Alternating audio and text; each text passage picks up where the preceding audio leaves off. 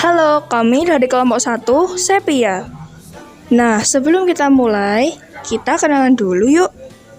Halo, aku Margarita Nadine Pramana Putri, absen 21.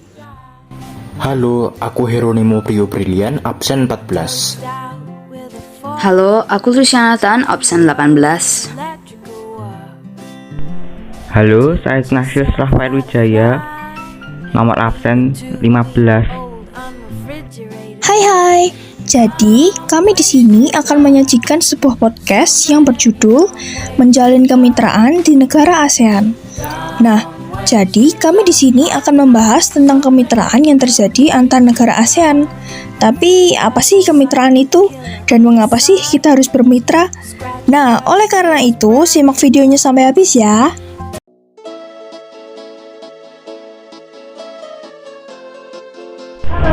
Kemitraan adalah wujud pertemanan atau partner yang saling bekerja sama untuk mencapai tujuan yang saling menguntungkan. Kemitraan bersifat formal dan non-formal. Untuk kemitraan formal harus saja perjanjian yang biasanya dituangkan. Dalam perjanjian kerjasama biasanya ini dilakukan oleh organisasi, lembaga dan juga negara. Sedangkan kemitraan non-formal adalah kerjasama antara rekan kerja tanpa suatu ikatan tertentu.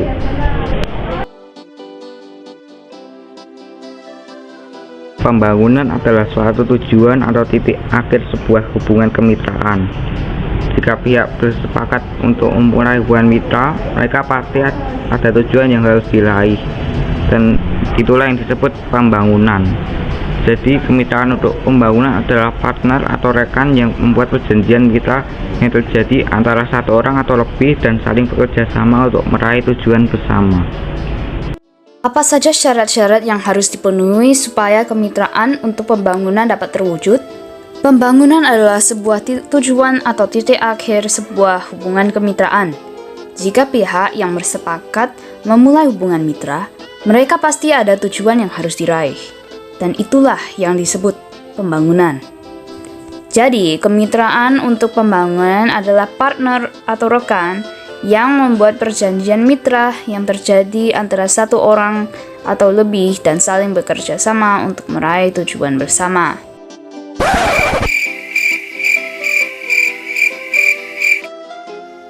Apa saja bentuk kegiatan di tingkat nasional atau internasional dalam mewujudkan kemitraan untuk pembangunan?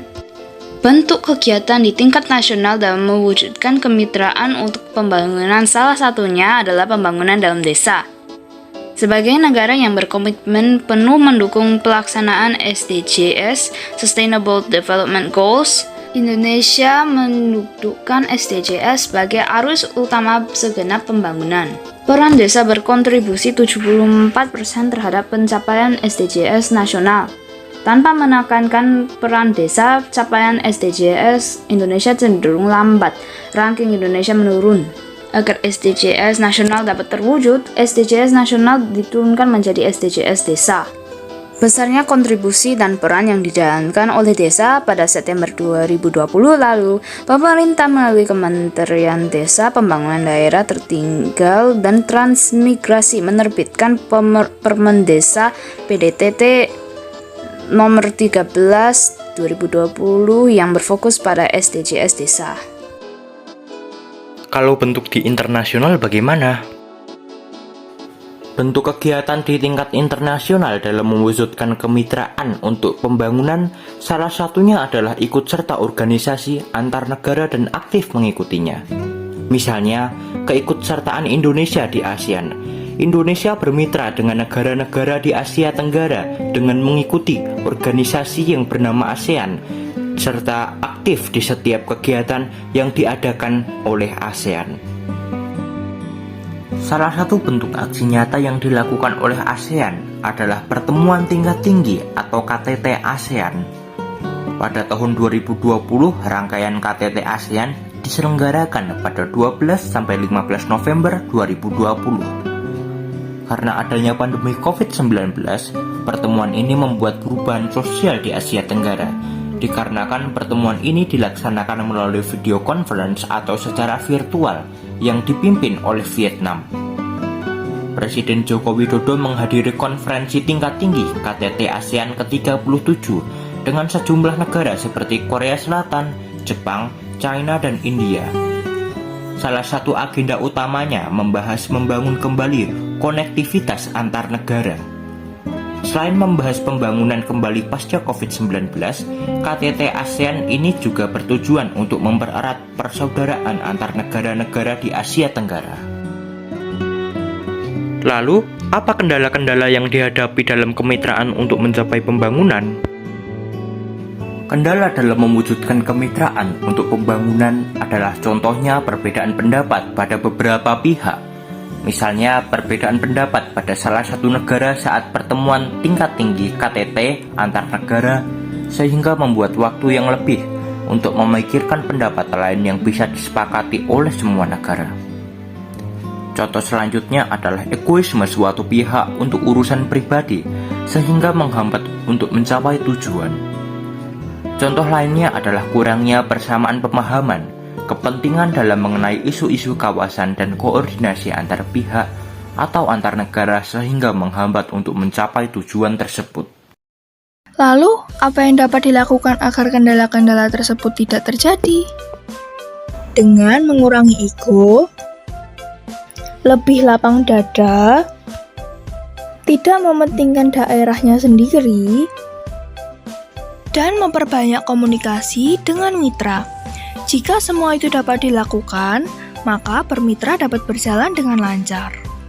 Sebagai generasi muda, apa sih yang bisa kita lakukan untuk mewujudkan kemitraan untuk pembangunan? Dengan cara mengikuti organisasi di lingkungan. Contohnya seperti ikut OSIS, OMK, dan Karang Taruna di lingkungan rumah. Yang kita lakukan sekarang juga merupakan kemitraan untuk mencapai tujuan, karena kita bekerja sama agar dapat membuat produk berupa video dan dapat disajikan bagi semua orang. Atau bisa juga kita bekerja sama untuk membuat blog informasi tentang peran Indonesia di ASEAN. Jadi, kesimpulannya yaitu kemitraan untuk pembangunan adalah partner atau rekan yang membuat perjanjian mitra yang terjadi antara satu orang atau lebih dan saling bekerja sama untuk meraih tujuan bersama. Ada banyak hambatan dalam bermitra. Contohnya adalah egoisme dan kurangnya persamaan pemahaman. Hambatan itu bisa diatasi dengan cara mengurangi ego, lebih lapang dada saat bermusyawarah, tidak mementingkan kepentingan negara atau daerahnya sendiri, dan memperbanyak komunikasi dengan mitra. Mari kita sebagai generasi muda ikut serta dalam bermitra untuk pembangunan negara, agar negara Indonesia bisa semakin lebih baik lagi dan Indonesia bisa menjadi negara yang besar dan disegani oleh dunia. Semua itu bisa kita lakukan dengan bersatu dan menghilangkan egoisme untuk kepentingan diri sendiri.